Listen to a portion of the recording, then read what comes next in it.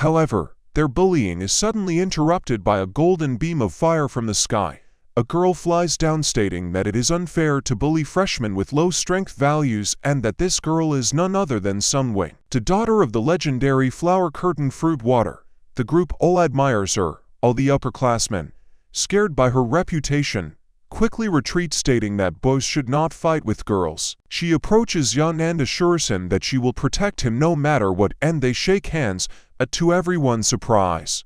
He hands her the $10 that the bullies demanded from him, leaving everyone very confused, including a certain girl, since she thought her nightly rate was higher than the others. It is later that the zoo appears as a hologram and asks the students to take a spiritual power test to determine their place in the class, and the students with excellent grades will be enrolled in the elite class. At that time, how the rest will be in a normal class. When the test begins, the first student, Xuan, finds himself in a dark room with water on the floor, and suddenly a giant frog appears and the water begins to glow. The students watch what is happening on the screen outside. One girl recognizes the frog, the one that attacked the city many years ago and was defeated by Master Zhou. But after learning that girls kiss frogs to find the prince, she apparently decided to return. What a fool! The host announces that the real giant frog is sealed under the campus, and the one they are now facing is just the embodiment of its spiritual power. The students need to summon their spiritual power and hit the frog on the head, but many can't even touch the barrier. Then a boy named Chen Chao comes on stage, confidently hits the frog's barrier with a hand that glows with fire, and he is chosen to be in the elite group along with Hao, who has an impressive strength of 886. Then a girl named Sun enters the competition, hitting the frog with the strength of 2019,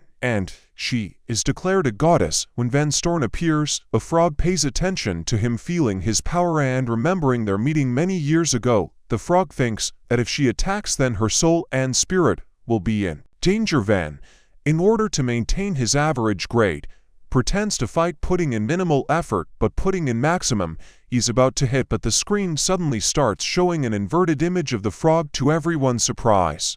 Van's strength value appears on the screen, 99.99. The crowd is shocked and Sun Bro realizes that this time the giant frog did not have a protective membrane. He wonders why the frog reacted like that since he didn't even hit her, and realizes that she was pretending to be dead. He takes his place in the elite group and the class calms down, and PN and the teacher begin the first lesson of summoning. PN explains that the space around them is filled with spiritual entities, and they must use their spiritual power to create a passage in the space and summon a spiritual entity. She also explains that the size and strength to summon spirit essence depends on their power level. The students try to summon a spirit essence, and Chin summons a stick, which makes the others laugh. Well, I guess he wanted to experiment with his summoning skills. Meanwhile, Sangirl successfully summons a skeleton dog with a cute pink bow on its tail and playfully calls a stray dog. Watching her creation, she can't help but wonder how much spirit power it really takes to summon a real spirit beast. When its wings turn their S, an explosion in the classroom, and he suddenly summons a giant frog made of dough, which causes panic among the students. The PN teacher quickly intervenes by combining Sangirl's stray dog with the giant frog, resulting in a strange greenish dog. The students admire the new creation and affectionately call it a frog. The next day comes, and as Van goes to school,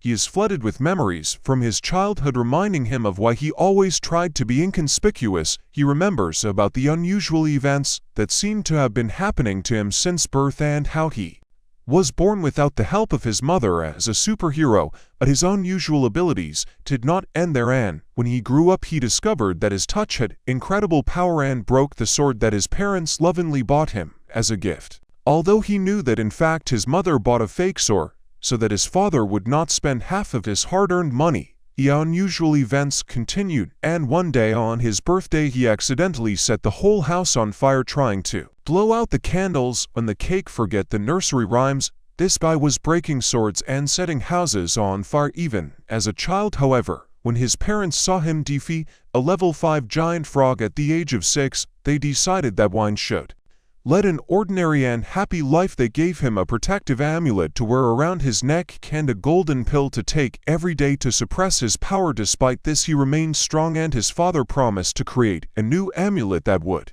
better hide his powers. Until then, Vank decided to go to school and behave as inconspicuous students as possible. Arriving at school, he finds himself in the elections for class president. Chen and Nan-sen compete for the title of best student. San, trying to attract freshmen to his side, offers them free goods from the store in exchange for votes in his support. Chen Nan will criticize her for dishonesty, but she thinks that this is a great opportunity to demonstrate her talents and charm. No one accepts her except Huan, who cannot resist. Before the temptation to try the noodles prepared by San, he makes a deal with her, promising to give 5 votes in her favor in exchange for 5 packages of crispy noodles. Seeing that Huan accepts her gifts, everyone begins to receive free goods in exchange for votes. Sen skillfully uses her charms and magical signs appear over the heads of those who receive her gifts. Huan says goodbye to Sen and offers her the golden pill that his mother gave him. He believes that 1 vote is not enough to thank Sen for 5 packs of noodles. He doesn't yet know that this will lead to a misunderstanding in class. The teacher talks about the seduction charm, the use of spells and seals to transfer spiritual power to others. The teacher talks about the origin of the spell, which was created 10 years ago by a mysterious man named the Little Sage, who had over 300. This action creates a sense of spirituality, which temporarily weakens a recipient's vigilance, allowing the spiritual power to leave its mark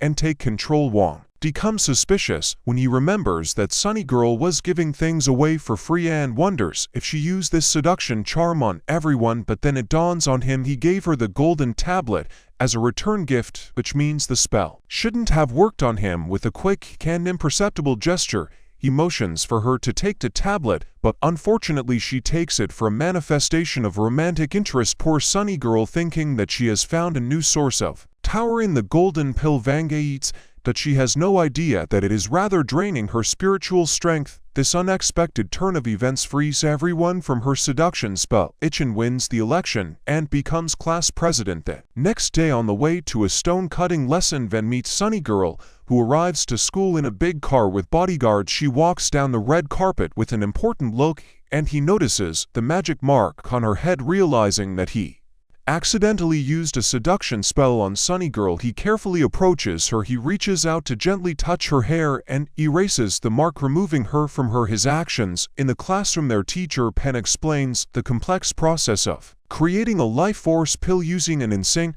pot. They quietly evaluate each other's stoves. Chen proudly takes out a copper cauldron that belonged to his great-grandfather and dreams that Sunny Girl will admire him because of this treasure.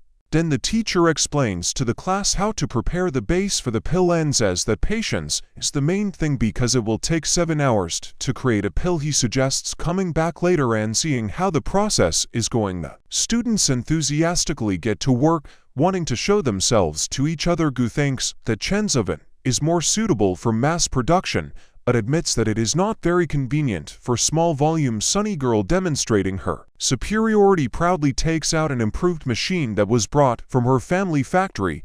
That the non-standard one chose a regular microwave to give the process of making pills modern look. Meanwhile, Guo, always practical, takes out an antique oven with a built-in thermostat and display, radiating confidence in his abilities.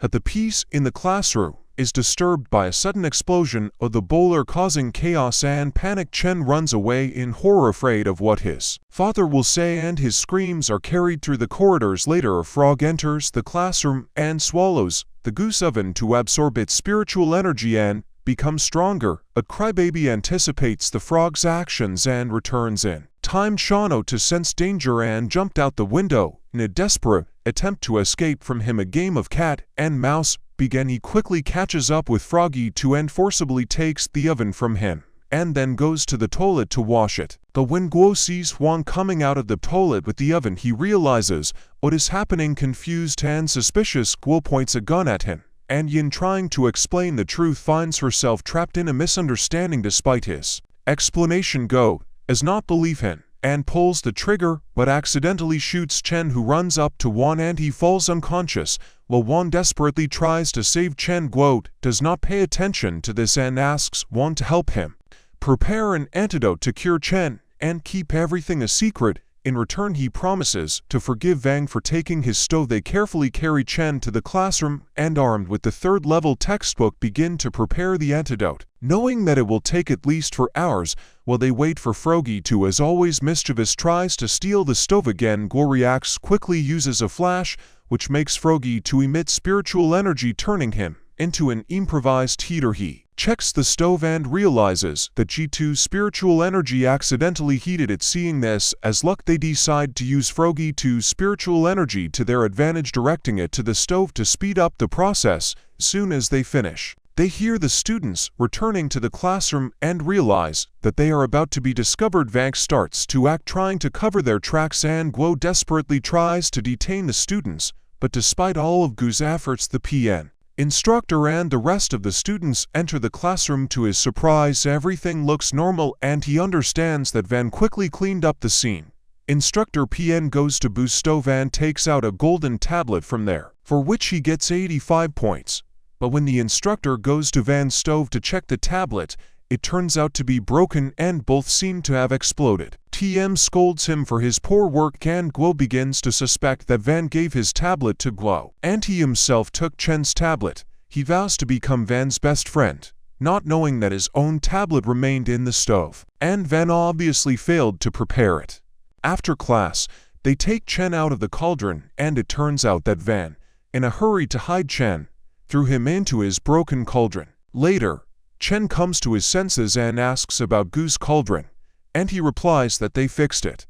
Then he hugs Van, apologizes for thinking badly of him, and cries in class. Sun approaches Van and invites him on a date, which leads him in confusion. At this moment, he notices 2 killers in rabbit masks on the roof and Amy's sniper rifle aimed at Sen. Acting quickly, he uses his powers to deflect the bullets, saving Sen. Not knowing that she is in danger, she continues to persuade Wan to go on a date with her. Seeing that he ignores her, gets upset and starts crying. Guo consoles him. At this moment, the administrator enters the classroom and calls Wan, who approaches him. Sonia mistakenly thinks that Wang agreed to her proposal, and rumors of their affair begin to spread throughout the school. The teacher introduces Wang to Master Jui and they are left alone to discuss it. Ju immediately recognizes him as the Bo who defeated the giant frog and addresses him with respect, calling him master, and asks Wan to take him as a student. However, he uses his ability to erase memory so that Ru does not remember this conversation and does not fall into a coma. To protect Ru, he reduces the power of the ability, doubles up, and leaves. Then he goes to a quiet place to eat noodles, but he is joined by a frog who tells him about the killers. The next day, Van sees Sunny. In a dream, he suddenly wakes up in his room and sees her and her guards waiting for him at the open window. He closes the curtain in horror and goes downstairs to have breakfast. To his horror, his parents are delighted that he is dating Sunny and ask him to hurry out so that she does not wait too long. They even argue about his personal life while he deliberately drags out time checking social networks. His parents proudly show him the expensive beauty pills that Sunny gave him and claim that they improve a person's appearance. Van's father is happy about his new relationship with his son and gives him advice. His parents kick him out of the house so that he can go on a date with her. He reluctantly gets into the girl's car and secretly hopes that the killers the frog was talking about will appear right now. She says that they are going to an amusement park called Heavenly Paradise, which belongs to her family and combines commerce and recreation, and mentions that her grandfather built it especially for her. Trying to make fun of the Vongola, says that she has never been to this place before because she wanted to bring her love here and Minnie. It's just a joke. In the amusement park, they visit the Cave of the Universe, where the guide explains that the stone wall inside the cave is the wall of predictions. They say that if you put your hand in the mouth of a fairy, the wall will predict the future of their relationship. Sun Girl believes in the legend and convinces Wan to try, but when they approach the fairy, Wan notices 2 assassins who are chasing them in Heavenly Paradise. The assassins quickly take out their guns and shoot, but Wan manages to catch the bullet with his mouth, and Song, misunderstanding his reaction, thinks that he is smiling at her and blushes. To protect her and prevent any trouble, he uses his powers to stop the assassins, and he erases the memories using his trick with 50%, forgetting to erase this incident from the memories of Song and the tour guide. Wang and Song continue their date enjoying the various rides and games, while Ying keeps an eye on their safety. Warning them of any further attempts by the assassins, he also uses his forgetting trick whenever necessary to erase these incidents from their memories. Later at sunset, she asks him if they can ride the Ferris wheel together and watch the fireworks. Wong agrees, thinking that maybe he will find a moment of peace on the Ferris wheel, but it turns out that he was wrong. They both climb onto the sea and sit facing each other. However, the assassins follow them inside the Ferris wheel as it takes off. While they are enjoying the beautiful spectacle, the assassins suddenly attack them waving guns. A girl suspects that the assassins belong to the Shadow faction and steps between the assassins. Ivan is determined to protect him. Seeing this, Wong becomes furious, his eyes burning bright red. He uses his eyes to disable the assassins' weapons and phones, incapacitating them and quickly throwing them out of sight. Then Wong asks the Sun Girl to keep everything that happened a secret and asks her to make a promise. For the first time in her life, he uses his 60% trick with promises, forever sealing today's events and the Sun Girl's mind a secret. The next day, the school is tense. The atmosphere is tense as Guo Yichen impatiently questions Wong about his date with the Sun Girl. The Sun Girl herself arrives in her luxury car accompanied by vigilant bodyguards and joins her conversation. The bodyguards surround them in a protective ring when the school administrator informs them of the constant threat of assassins who tried to attack her in Heavenly Paradise. Joe arrives and begins discussing the special security measures taken to date, claiming that he was the one who prevented the attack of Shen's assassins yesterday and enthusiastically welcomes Joe's bravery, but in reality, it was Joe who stopped the attackers and used his 50% to trick them last night. Because of this, Joe is remembered by everyone as the hero who stopped the attack. All one remained in the shadows. Joe tells everyone that the Shadow faction gave the order to kill a girl named Sun and that anyone who is pointed at by this order will not live to see the next day. He explains that enhanced security measures have been taken to protect Sun, such as dodge soldiers and guards at different levels of the building, including bodyguards with a cultivation level above the Golden Pill. Joe orders everyone to gather in his office, which is equipped with a powerful defensive field. He also says that the school grounds will be patrolled by a squad of 7 stars on flying swords to prevent attacks from the air or from afar. Everyone gathers in the office and Joe assures them that they will be safe here. Shem rejoices when he sees the squad of 7 stars patrolling the school, and the administrator confirms that this is the most reliable defense in the history of the school. Suddenly Rue notices that Sean, the third member of the Hammer team and the Red Train of the Shadow faction, attacked the guards with his chicken hammer. Then Su Fan smashes the camera with his chicken hammer, causing the screen to malfunction, and Ju and the administrator lose connection with the camera. The students don't pay attention to this because they are discussing in the chat the events that happened in a Heavenly Paradise during Wong and Sunny's date. Zhu speaks on the phone and asks to reduce the number of armed guards at the gate, but increase their number in the central hall of the school. Another assassin, Xian, a member of the Hammer team and the owner of the Red Ribbon of the Shadow faction, known for his skills in using poisons, incapacitates the elite guards with toxic gas. Meanwhile, the administrator engages in battle with Suyan. The students, including Joe, watch what is happening on the screen.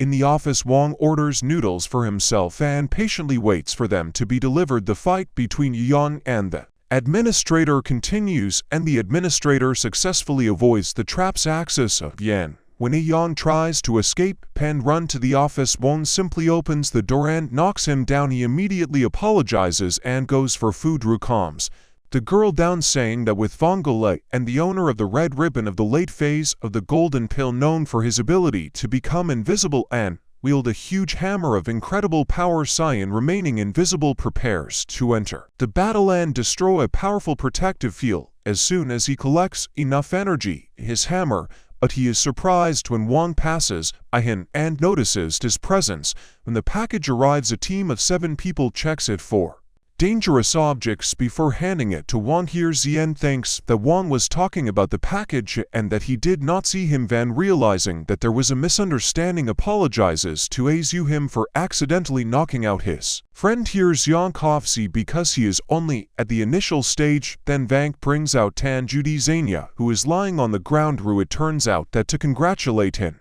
and address him. As a teacher, Vank again uses his 50% forgetting trick on Ru, making him believe that he was the one who won with Dzania. Then he hands Su Dzania to Joe and pretends to be hurt by the killer's attack. Then the police arrest the killers and everyone gathers around Ru to praise him for his bravery. They notice that Juan and Ru's hands are injured. Vang pretends to be sick after the killer's attack at school and takes a 10-day sick leave. His mother yells at him to stop pretending and report to the school that he has recovered and insists that he come back the next day. He remembers that day and thinks about how worried the girl Sen was not knowing anything about what really happened. As a humble hero, he feels he should give credit to Ru who killed the killers. He lies in his personal room, or the Sun Fairies have gathered the best doctors to ensure his full recovery. He reflects on his tragic fate, and the ward meticulously supplies him with valuable medicines every hour, which are said to restore his meridians and increase his vitality. His mother brings breakfast and asks him to leave the war and eat. At that moment, Mr. Wang shouts from downstairs that his friends have arrived. Poor Wang gets scared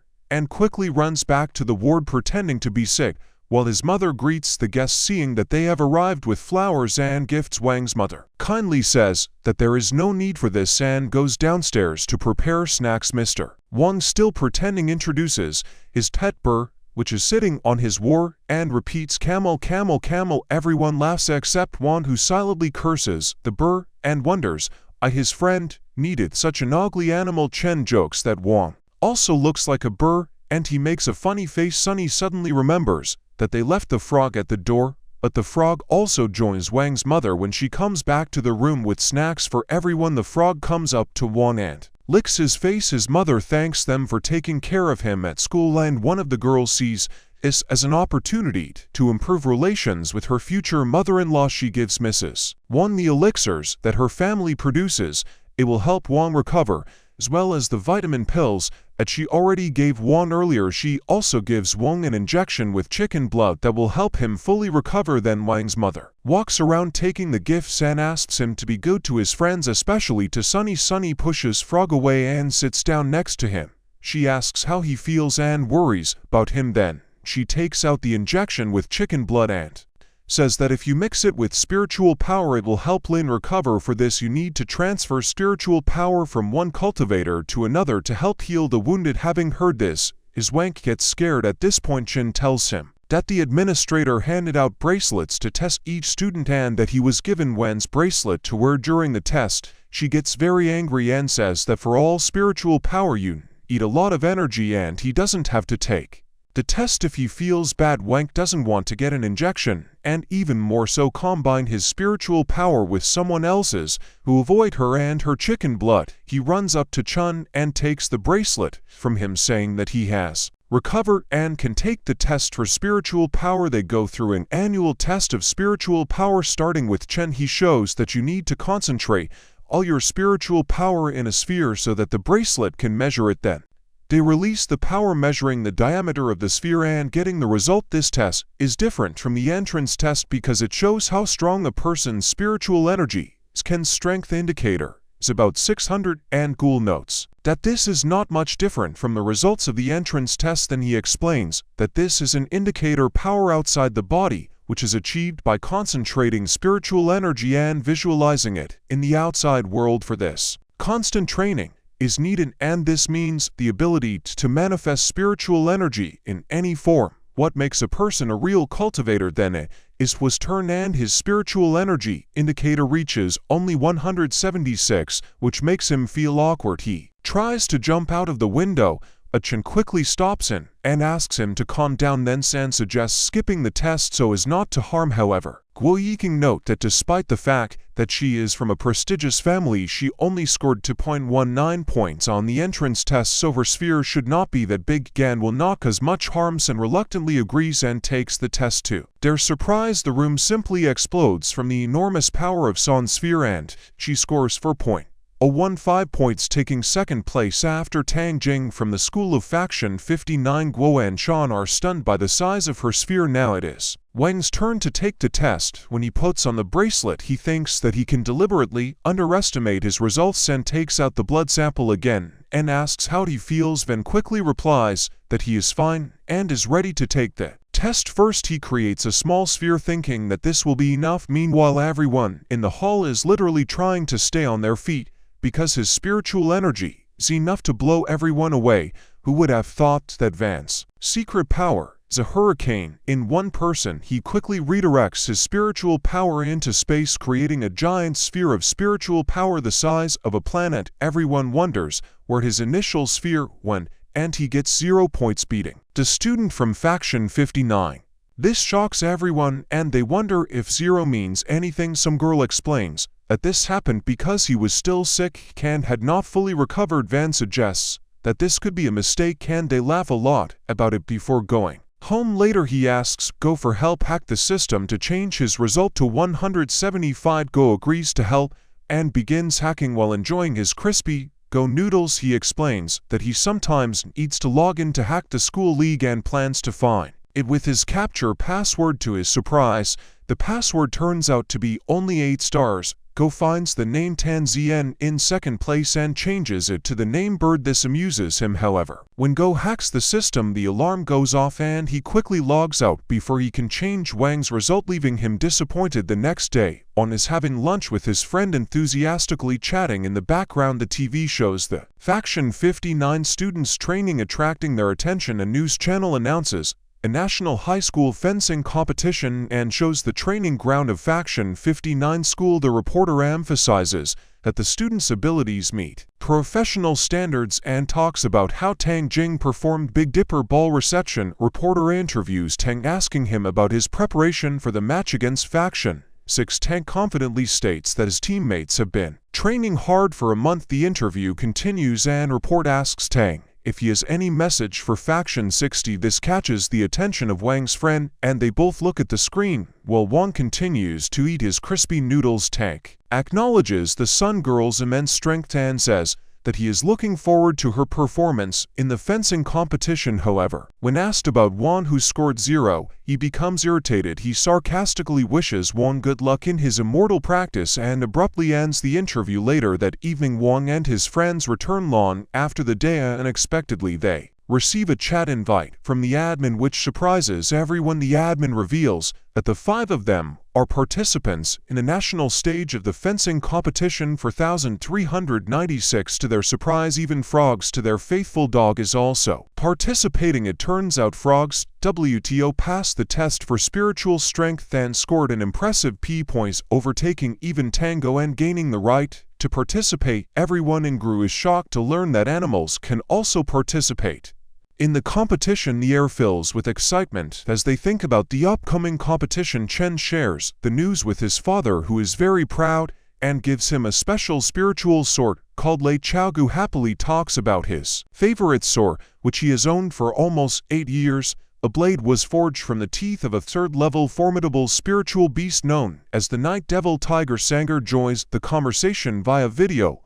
Incan shows off his spiritual sword. Ocean, the administrator, immediately notices the blue color of the sword and says that Song created the spirit sword. Instructor PN, seeing the shining sword, praises Song, noting that despite her family's advantage, she spent a lot of time and effort to truly become friends with her sword. Then Song surprises everyone by telling that her family forged 13 more swords shaped like the ocean in case one breaks. The administrator explains the process of creating a sword spirit and emphasizes the importance of patience. At first, the sword spirit is in a chaotic state, but over time it becomes more stable. The sword spirit can take the form of a small animal or a person, which over time evolves and becomes smarter. Some sword spirits wielded by exceptional masters can even think. The administrators, as they learn about this in higher level lessons, and encourages them to strengthen the connection with their spirit swords. During the conversation, the frog also becomes the center of attention, and the group begins to tease him, asking how a dog can have a spirit sword.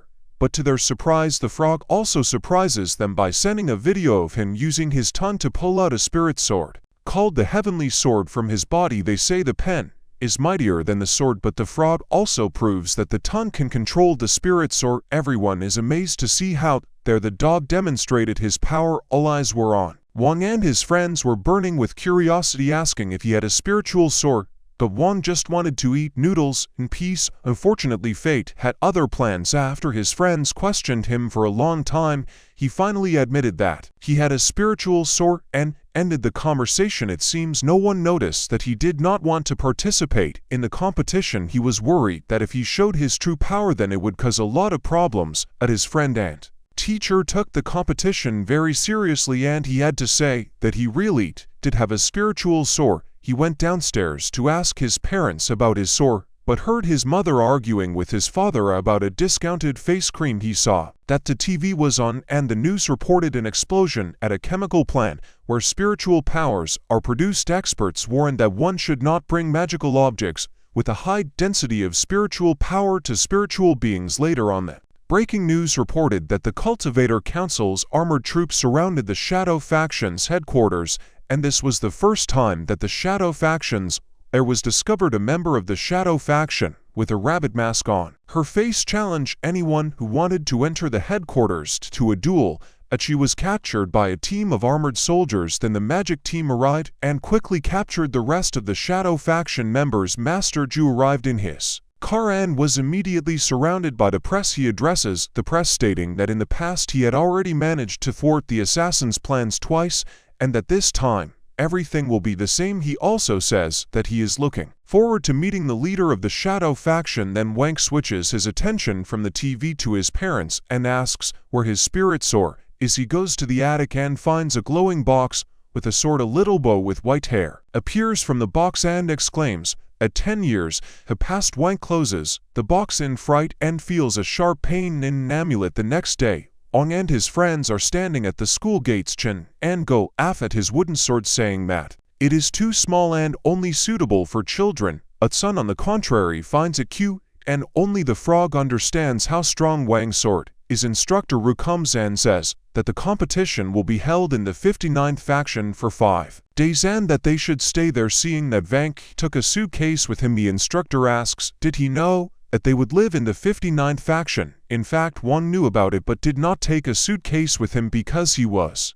not going to participate in the competition. He thought that when they got there he would pretend to have a stomach ache and go home. Chen offers to share his clothes with him, but everyone becomes disgusted by this offer. Everyone agrees and Ju gets on the bus because he has urgent matters. Ju wishes Wang good luck before he irritably closes a window on the bus. Spirit of Wang's sword tries to break out, but he holds him back and reminds the spirit of yesterday's agreement. In exchange for silence, he gave the spirit crispy noodles. Who would have thought that the key to a powerful spirit could be a delicious snack? Then the bus pulls up to the gates of school number 59, where they are met by 3 other students, Tan Ding and their teacher Su Pan and Su. Look at each other with hatred, showing that before they were close friends and roommates, and now they have become rivals. They constantly insult and mock each other. Su approaches the girl's son and hints that it was she who helped improve the financial situation of school number 60. PM reminds that the girl's son entered her school and not Zu's school. Then PM approaches the guy next to Tang and accuses him of cheating on exams, bullying classmates, and cruelty to animals, which led to a fine for disturbing the peace. She feels like she was hit bulldozer. Meanwhile, Wang is worried and tries to find a way to get rid of the pain in his stomach to get revenge on Pan. She goes up to Wang and uses her signature move on him. The spiritual power passes through him, and he thinks he could use this to his advantage and avoid the competition. She then mocks PM for bringing a student with a spiritual power of 5 points to such a prestigious competition and asks if PM is ready to admit her defeat. Wang takes advantage of this and pretends to fall to the ground, clutching his chest. Everyone from school number 60 gathers around him to check if he is okay. Suddenly, the spirit of his sword appears and tells Wang that his amulet is broken. When he realizes this, he asks the spirit of the sword why he didn't tell him about this earlier, to which he replies that he tried to warn him on the bus, but Huan wouldn't let him talk. Then the amulet breaks, releasing an unimaginable amount of spiritual power into the sky. Everyone in horrifying and suspected that Kate did it, but she denies her involvement and accuses him of pretending. The son of this anger shouts at Nak for her to look at Hwan and asks how can she call this pretending when he is in such a serious condition. Steve explains that she simply conducted a simple test of spiritual strength on him to check him, and asks the other students from Faction 59 if they did anything, but they deny everything, and BL looks at Wong with concern and he continues to pretend that he is ill. The doctors put Wong on a stretcher and Sanbul rushes to him when Tank stops. Haran talks about how they went to self-improvement classes together. She does not want to listen to his nonsense and asks him to leave her alone, but he does not notice her feelings and proudly boasts about his current position as the chairman of the student union of Faction 50. She again asks him to leave her alone. When this does not help, tries hit him, but unfortunately she is stopped by a short girl with white hair. Tank introduces her as Yoshubo, the secretary of the student union. King, worried about the girl's well-being, rushes to her aid, but he is stopped by other students from Faction 59. Meanwhile, Van's body is engulfed in a flash of spiritual energy and Instructor C ties him up with bandages like a mummy to extinguish it, and seeing this made a remark hinting that his student is going too far, and the girl began to suspect that he may be involved in Van's problems and is trying to harm him. Furious, she drew her sword and was ready to attack him, was stopped by the administrator in the medical office. Van uses the flash technique to escape from the doctors and begins to look for a way to get out of Faction 59 to get a new amulet from his father that will help him control his power. If he uses too much spiritual energy, it can lead to a disaster that will destroy the world, so he calls his father and explains the situation, and he in turn promises to put off current affairs and on his trusty flying sword sent to Faction 59. Meanwhile, everyone except Vane gathers in the gym to receive instructions from Instructor C regarding tomorrow's competition. She explains that teams will compete in groups of 5 and on a metal wooden water fire and earth altar. If you insert your sword into the altar, you will receive points, and the team that scores 100% wins. Then Tan begins to mock Faction 60, pointing out that they only have 4 participants, and Hwan is now sick and suggests that they refuse to participate, but who objects, saying that Faction 59 also has only 4 participants. Tem responds with an ominous laugh, claiming that their 5th participant has been with them all this time. Suddenly a powerful wave hits the 60s and a strange-looking guy named Fun introduces himself as the 5th member of Team 59. However, he immediately begins to flirt with a girl named Sen and invites her to join him if she accepts his flower. Seeing that Bai Fn is pestering Sen, Chen rushes to defend, but Bai Fun turns out to be incredibly strong and easily throws Chen away. With his spiritual energy, Guo realizes that Bai Fun is a member of the Golden Pill phase, and when Chen tries to attack him again, Bai Fun defeats him again. Bai Fun beats Chen quite badly,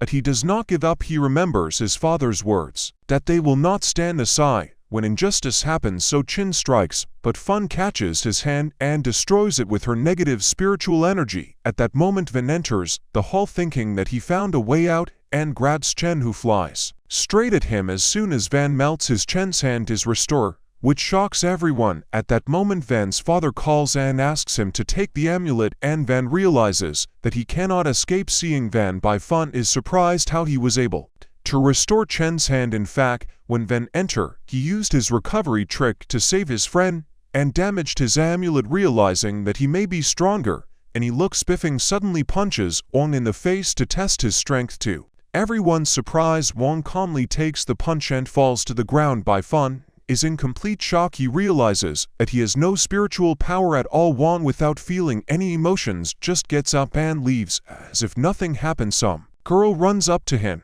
and asks if he is okay. Wong just hands her the flower he took from Bai Feng and asks her to give it to her. Bai Feng is perplexed. He does not understand how Wong was able to take the flower from him, and he did not feel anything. After all, he has no spiritual power at all. Then everyone is told to go to their rooms to prepare.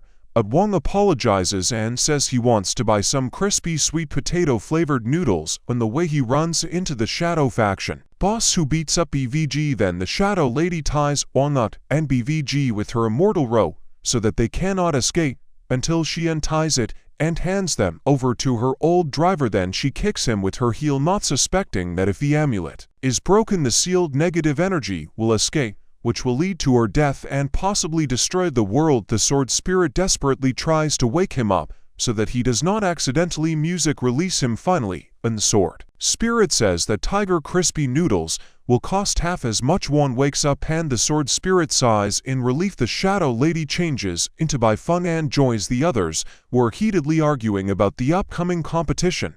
Suddenly she throws open the door and announces that he has been kidnapped by a woman Juan who has joined them, assuming that the shadow lady might be up to something. That this woman John Liuyin, leader of the shadow factions, then asks Shuba to use her calculations, and she says that there is some kind of spiritual power in the old campus. Sensing the impending danger, the guards of several girls prepare to take her away to ensure her safety, but she remains adamant and states that her family never retreats in a fight and leaves with her bodyguards to save Wan Ling and the rest of the 6th faction. He also sends his students, but advises them not to participate in the battles since their main goal is to study the enemy's fighting skills. Meanwhile, Wan Ling sleeps peacefully because now he doesn't have to worry about how to avoid the competition, but his peaceful sleep is interrupted when the driver announces that it's time to get to work, and Biffin starts calling for help. Angry, the driver stomps his foot on the ground, causing the entire building to shake. As a result, Biffin falls into a hole formed by the driver's powerful blow. The spirit of Wang's sword tells him that the old man is a spiritual baby with very strong spiritual power who does not want to show her the girl's son, and the others arrive at the scene and see that Van is tied to a pole. Spay warns Tan to be careful because with Diffinotopic and to surprise for some time restrains the driver, but his power is too great and the girl begins to lose and quickly falls to the ground. But then one intervenes using his ability, the control time, and returns them to the moment when the driver stomped his foot on the ground. Thanks to this advantage, Won defeats the driver and uses his ability to erase memory on Zhou and to make it seem like he saved him. Then the driver ties himself up with an immortal rope, and everyone is surprised to see Zhou there. As always, Zhou gets the praise he deserves, and Wan happily remains in the shadow of Zhou. Tells the press that all the hostages were saved and the old man is supposedly possessed by the remnants of the soul of an ancient devil who was thought to be dead. The squad of 7 stars searches the building and one of them asks Wan if the hole was the result of the battle, but he replies that it already was there as soon as a member of the 7 stars squad leaves. The spirit of his sword appears from the hole and asks what to do with the real BVG who is lying unconscious inside. Wan orders the spirit of the sword to watch over him and not let him out, thinking that if BVG does not participate, the competition will be cancelled, but he did not know that Lady Shadow disguised as BVG will also participate in the competition the next day. To his horror, Wang is forced to take part in the competition that he so desperately tried to avoid. He does not understand how BVG ended up here.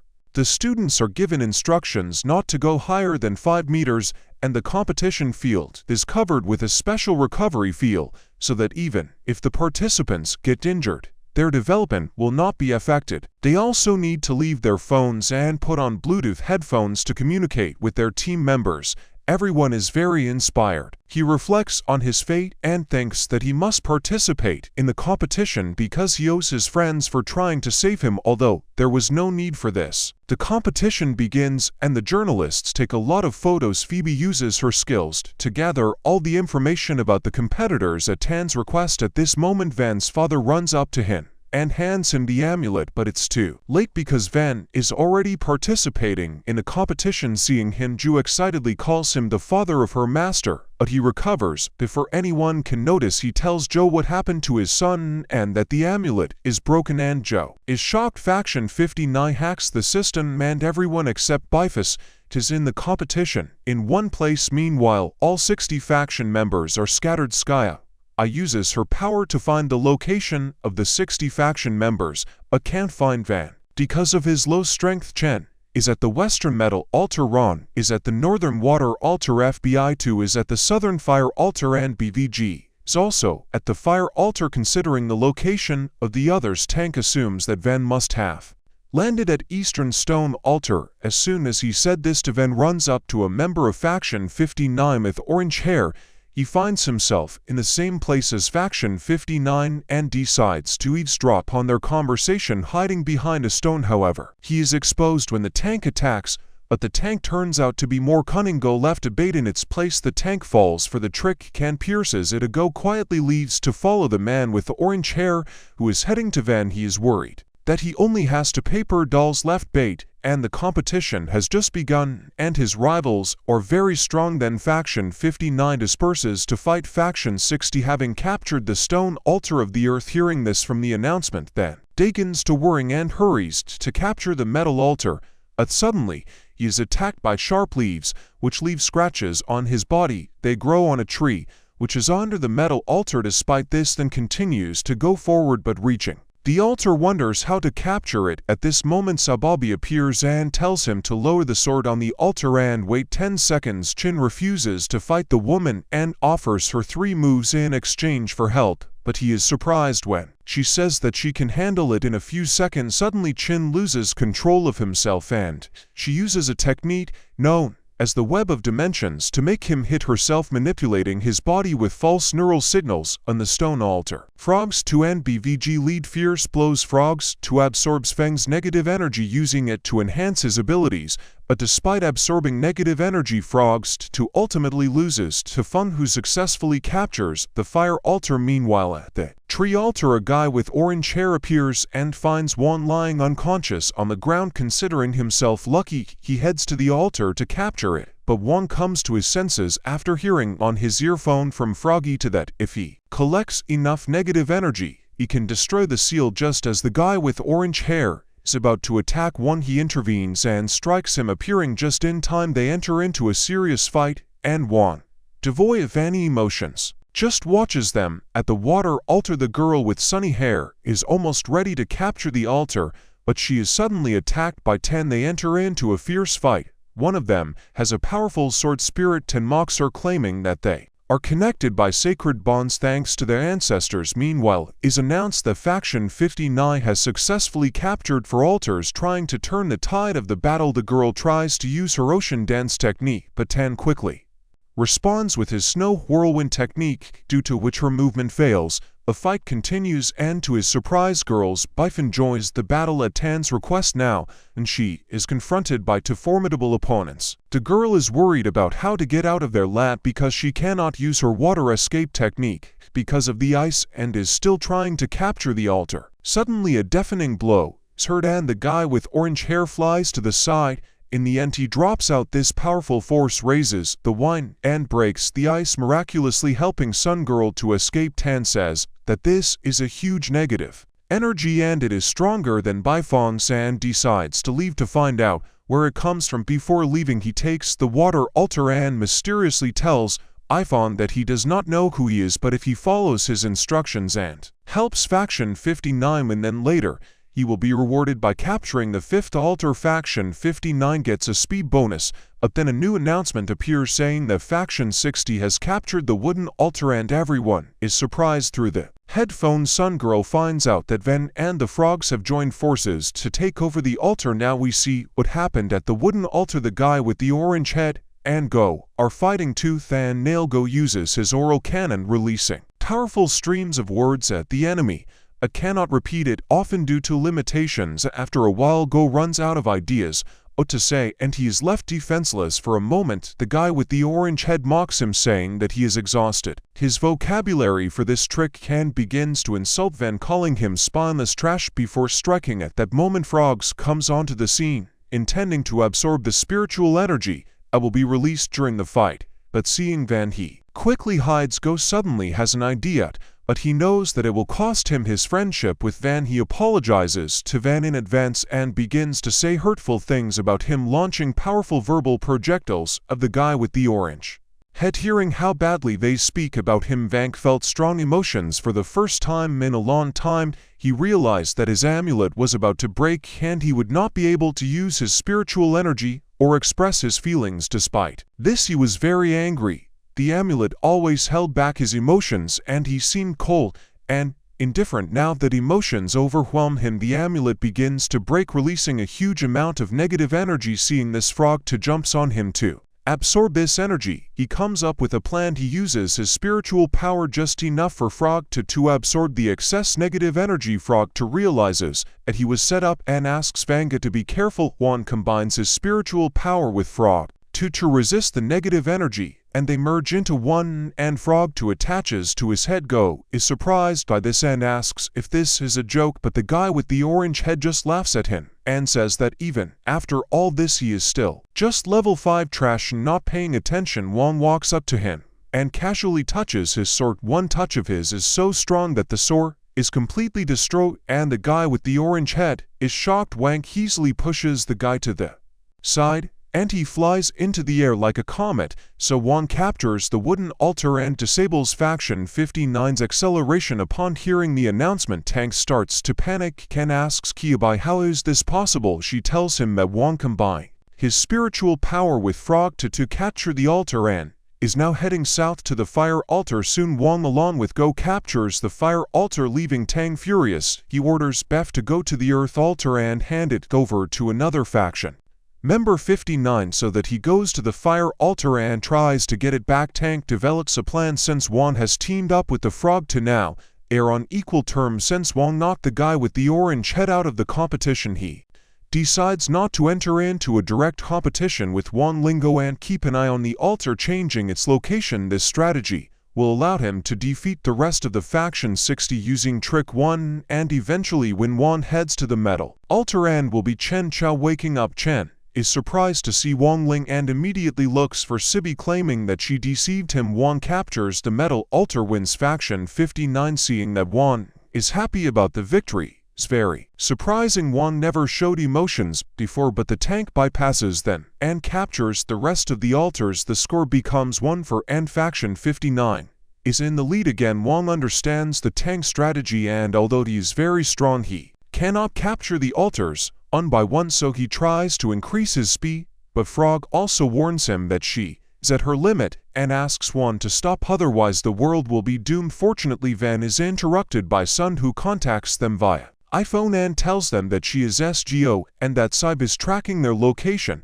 She mentions that they have one special Ven link which makes him blush. Frog's and main comment on him: the new recruit is guarded by FN, the strongest member of Faction 59. Nanchen has to guard the metal altar, which they have already captured. She explains her plan to use water magic to distract Sabai from spying on her and head to the fire altar SGO, which the distracted 59 while she is capturing the fire altar. PB says Tangan heads to the fire altar. Atan replies that she needs to pass by Bifone Azoli Music, the altar, as well. It was supposed Zank heads to the fire altar with the ghoul, using water to hide his movement. Once he reaches the altar, he starts teasing the Faction 59 guide, distracting him, while Zank makes his way inside to take over the altar. Tank hurries to talk to them via iPhone, telling the Faction 59 guy to get back to the altar immediately and stop Sang from taking over. His Faction 59 guy rushes to the altar to stop Sang. Yoke uses his verbal cannon to attack him, however instead of hitting the guy he accidentally hits Sang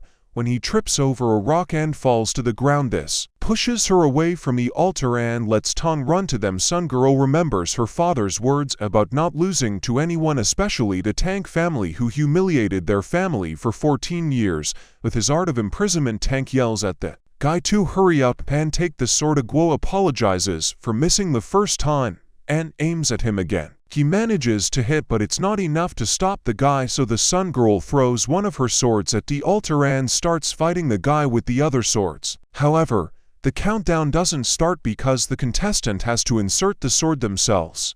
Realizing this, one of the girls approaches the altar to insert the sword, but suddenly, a sword spirit Tank intervenes and breaks her sword. Tank mocks her for missing the opportunity to win and says that although he planned to win with a crushing score of 5-0, he is still happy with the victory with a score of 4-1, and mocks them about the terrible situation that Faction 60 is in. One of the girls understands everything and realizes that they can't let Tank capture the fire altar or they will lose.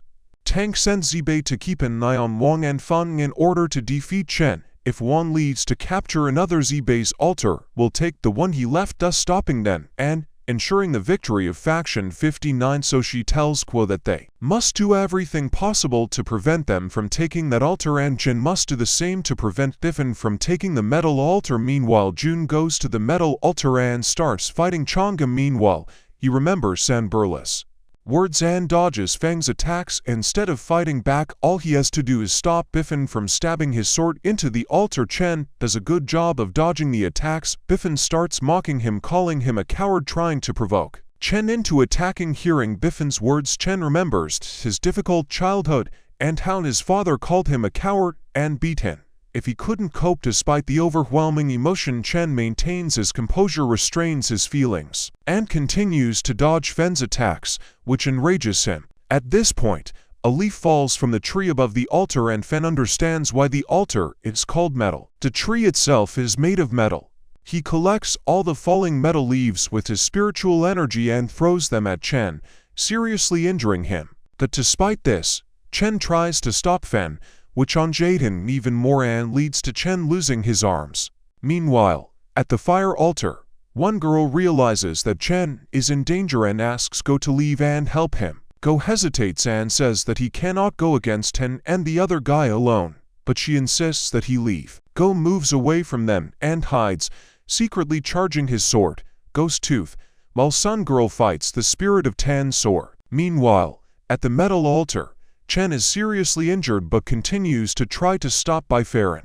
Kicks him several times. Before go to the altar and plunge the sword into it, Chen tries to get up but can, and cries, because he promised to hold the altar and doesn't want to let his friends down. At that moment, Zibai contacts Tang and tells him that two spiritual forces are bursting out of the fire and metal altars, and adds that this is the spiritual force of Gu. Suddenly, the Phoenix Spirit Devil Spirit appears from the Gu sword. It is very strong but requires sacrifices of other sword spirits. Song Yiguo planned in advance this. She sacrifices the spirit of her sword, which combines with the Phoenix Spirit with Ngo, and together they release a huge fire explosion, and Tang and the other guy defeat them. Meanwhile, Chen, thanks to the sacrifices, awakens with renewed spiritual energy, which flows into his hand. Thanks to the spirit of the Gu sword, he destroys the Bifenthrin, and, inserting this gives them an advantage of 3 points against 1. Meanwhile, Wang captures the wooden altar, increasing their advantage to 4 points against 1. Suddenly, Biffen is furious at Nai's success, and her team reveals herself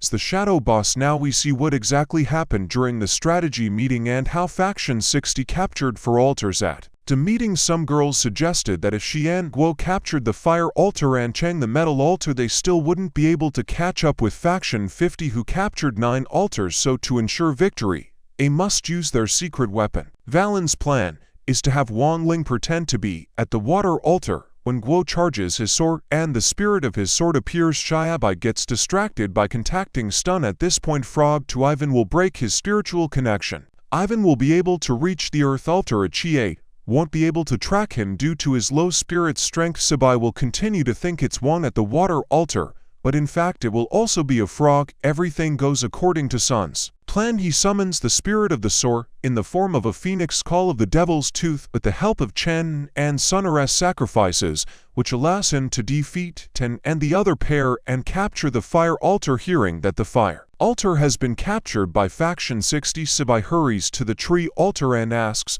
to immediately go to the earth altar and protect it. At this moment, another announcement is heard that Faction 60 has captured the tree altar and is leading by 4-1. Sibai is in shock, wondering who could have reached the tree altar if Fen is at the water altar. Suddenly, a frog also decides to reveal his identity and scares Sibai. She tries to subjugate the frog with her dimensional web, but it doesn't work. The frog tells her that it is because her spiritual line is meant for people and not for creatures like him. He adds that it was thanks to her web of dimensions that he was able to determine her exact location and mocks her, saying that she was deceived by her own trick. Kogu tells some girl to go check on Van, the altar of the earth. He himself goes to the metal altar and joins Chan. She agrees and leaves to join Valen. Although they now have more altars, they are still 11% behind Fra 59. While all this is happening in the arena, Van's father, who is in the control room along with the staff of Factions 59 and 60, thinks about how his son is doing since childhood. Van has been used to not paying attention to either successes or failures. For him it doesn't matter. For a long time, he didn't have to worry about anything because his amulet suppressed all emotions from a very early age. His parents taught him to control his emotions. He did an excellent job of it until he met a girl named Sun. She proposed to him protection after he defeated his offender, and then he felt something like emotions for the first time. Since then he began to experience emotions little by little. For example, when Chen said that they were friends for life, or when he and the girl watched the fireworks, or when his friends supported him, all this led to the fact that he began to experience emotions similar to a weak light that turned into a warm spring sun. And now he is ready to admit that a fire of emotions flares up in him when he approaches the earthly altar to capture it. He is overwhelmed with emotions, and he remembers how happy his friends were when they saw him. He trembles with excitement, cannot hold the sword, and his amulet begins to break again. But the more he tries to contain his emotions, the stronger they become, and a surge of negative energy emanates from him. But then Sunny Girl runs up to Tin Man, takes his hand, and together they capture the earth altar, ensuring themselves victory in the competition. Meanwhile, he approaches the altar and sees Chen Chao hanging on a metal tree. A barely alive guest takes him down from the tree and holds him in his arms, crying. The staff sees this on the screen, and the administrator yells at MSI, claiming that this is not part of the competition and Chen is seriously injured and not just a simulation. MS explains that there are spiritual guardians at the competition. Chen was attacked by someone who is beyond the third phase of the golden elixir, a real master who should not have participated in the competition. Only those who have such enormous power can destroy the spiritual figure of the guardian and harm a person in reality. On the altar of the earth, Sunny Girl praises Valen for blushing and encourages him to be himself. But suddenly, the Shadow Lady boss who was posing as Biffin injures Chen, and he dies. The girl's soul leaves her body and Wang Ling screams in rage. His amulet that has lasted for so long finally breaks, and the world begins to crumble under the onslaught of his spiritual energy. Frog Bo also runs up to Wang Ling to stop the leak of his spiritual energy and prevent the world from perishing, but Wang Ling is still furious and continues to attack Shadow Lady boss, enraged by Sun Girl's death. Then Frog Bo to stops time.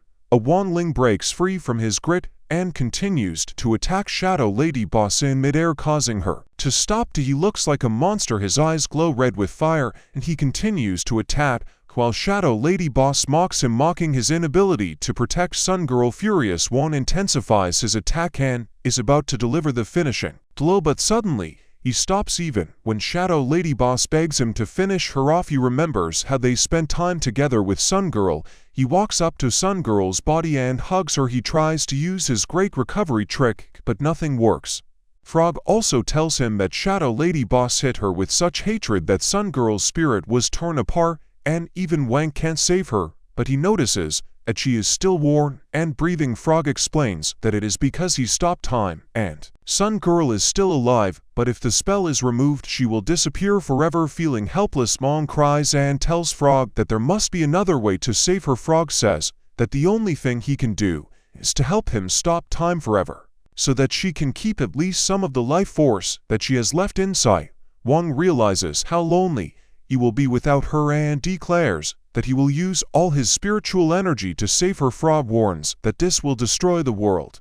The Wang insists that he will restart the world again. Wang Lan has already restarted the world 4 times, and each time he hoped that everything would return to its original state, including the fact that the girl will be alive. But no matter how many times he reboots the world, the girl of the sun remains dead. The spirit of his sword joins him and says that the life force of the center has shattered into pieces and no one can bring her back to life. Despite this, Van continues to try to reboot the world, but Froggy also tells him that it is useless. The result will be the same no matter how many times he reboots the world. Van screams in despair and regrets not killing the boss Shadow earlier. Than some girl would be alive explains that now that he has stopped time, they can think of how to fix everything. He asks how Van controls time, and Froggy explains that his special ability to convert spiritual power into an accelerating beam. This allows the spiritual power in their bodies to accelerate to the speed of light, keeping the world relatively motionless. Van has an idea, and he asks the Froggies if they can return to the past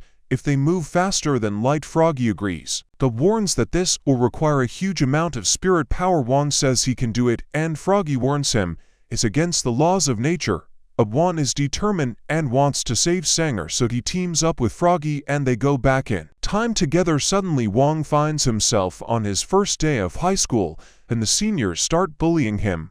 But this time it's Chen and Go who protect him from the bullies and not some girl, and he gives them $10, wondering why did he do that. Another girl isn't in the class and he can't remember her, but every time he sees Sun there he experiences strong emotions, although he doesn't understand why. He runs after the car thinking he recognizes her, but Sun isn't there. Instead he sees Tan and Yabai. Wherever he goes it seems to him that someone is missing and he has moments of deja vu. The new world seems the same as before but without her, although Wang Lan enjoys the peaceful life he always dreamed of. In the new world the reality is that when Wang's trick with space and trick frogs coincided with time, there was an infusion of a large amount of spiritual power, creating a new world without Sun. This new world constantly absorbs everything from the old world except her, which will ultimately lead to the destruction of the old world. Time goes by and it seems that no one from the old world can stop it, but when it already seems that nothing can prevent the destruction,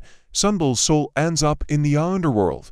A servant of the underworld brings her to the new master. Explaining that they have a problem, the master of the underworld immediately recognizes her as the daughter of the Flower Fruit Water Curtain Group, a descendant of the former master of the underworld. Realizing this, the newly minted master gets scared and decides to send her back before Juan destroys all three worlds. Meanwhile, in the new world, Dan and his class visit the heavenly paradise in the Cave of Prediction. Their guide Joanne, everyone is trying their luck, but Van feels that something is wrong and decides to try his luck. To everyone's surprise, the treasure cave collapses while they continue to have fun on the rides and play. In the Garden of Eden, Wang Ling suffers from deja vu. Chen and Go notice that he is acting strange and Wang tells them that he feels like he has been here before with someone special. They remind him that they are here to have fun and ask him not to worry so much. They all go up on the Ferris wheel together. On the Ferris wheel, Wang Ling finally breaks down and realizes that someone important is not here and memories of Sunny Girl fill his mind. Meanwhile, in the real world, Sunny Girl wakes up and sees Wang's sword spirit. She asks him what happened and he tells her everything that happened up to this point. He tells her that if they do not wake Wang up in the real world, then this world will soon be destroyed. Sunny Girl decides to save the world and will Wang with the help of the Fortis of the Nay power from the new world which he accidentally created. Wang finally understands what happened and remembers Sunny Girl. He realizes that he was in another world which he accidentally created. Having escaped from the new Myra, he reunites with the girl in their real world this time when Van returns during the competition and captures the metal altar. The shadow boss lady appears disguised as a Biffin. He defeats her before she can harm Sunny Girl and they finally win the competition, saving Sunny Girl. However, Sunny Girl does not remember anything before this moment and we return to the time when Van and Sunny Girl must make a choice to save the world. Van has the opportunity to go back in time and stop the shadow boss woman, but this means that Sunny Girl will forget that they saved each other. Sunny Ron assures Van that even if she does not remember how they saved each other, her feelings will still lead her to him. When time goes back and defeats the shadow boss woman and everything goes as usual, the frog also asks him if he is happy with this outcome, knowing that Sunny Girl is not remember how he saved her.